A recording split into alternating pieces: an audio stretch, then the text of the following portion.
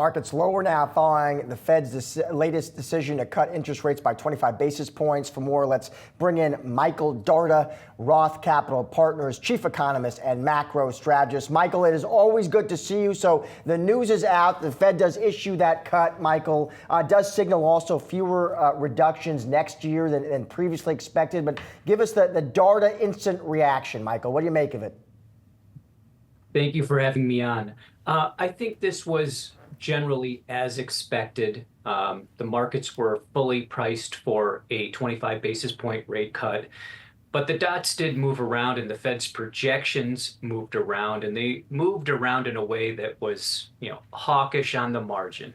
So, some folks have been calling this the potential for a hawkish cut. I think that's basically what we have with the updated projection materials. And we anticipated that the Fed was likely going to really slow things down after this rate cut. And that's just based on the criteria that Fed Chair Powell laid out for the rate cuts that have happened to date and what he has said recently. And, we can go through those details, but his most recent comments were that the economy was outperforming what the Fed expected when they started cutting rates in September. That's really all we needed to hear to assume that they were probably going to go on a multi-month pause after this move today. Michael, I don't know if you just heard the conversation we were having with Luke Tilley and Guy Lebas, but Luke seems to think that the labor market is indeed slowing and that the economic risks are more to the downside right now. What do you think of that view and the view that the Fed doesn't seem to feel that way? I have a lot of sympathy for that view, as you know.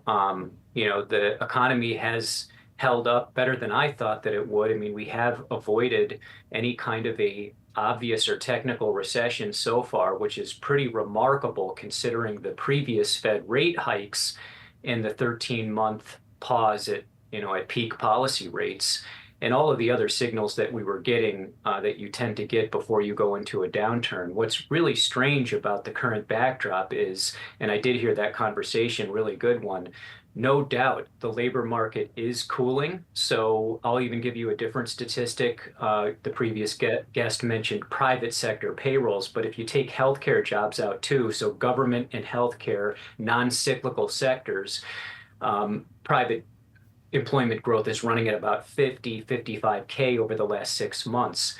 That is half the level that we were seeing pre-pandemic, with an economy, at full employment and inflation at or somewhat below the Fed's target. And these growth rates have come way down. If you look where the 6-month growth rates were, say 6 or 9 or 12 months ago, this is a pretty significant and material cooling in the labor market.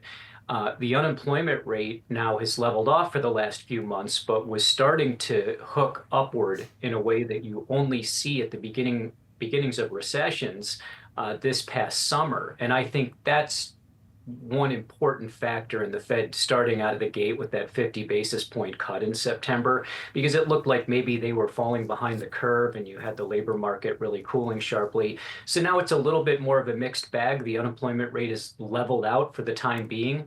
It does look like the underlying pace of job growth is slowing, but some of the other data has been a bit better. GDP tracking estimates for the fourth quarter are up in the 3s. So, people look at that and they look at the stock market today, excluded, and they kind of scratch their head thinking, what is the sense of urgency here? Why is the Fed doing 100 basis points of rate cuts when everything seems to be fine? But I do think the underlying steam in the labor market is easing up. And the risk here is that the Fed pauses.